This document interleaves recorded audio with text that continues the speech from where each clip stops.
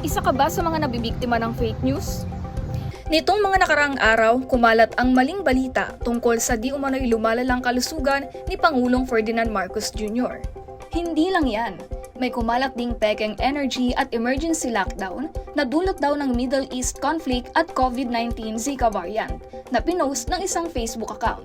Lahat ng yan, hindi raw totoo ayon sa Malacanang.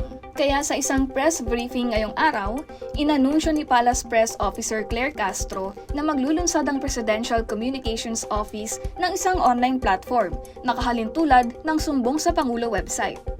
Pero this time, lahat ng fake news na makikita sa inyong newsfeed ay maaaring i-report sa naturang platform. Nakita niyo po, sinimula na po ni Secretary Dave Gomez ang pagbibigay ng impormasyon sa DOJ para mas malawak ang imbestigahan ang mga taong nasa likod ng fake news na ito. Nangako rin si Castro na aaksyonan ng pamahalaan ang mga isusumbong at maaari ring sampahan ng kaso ang mga mapapatunayang gumagawa o nagpapakalat ng maling impormasyon.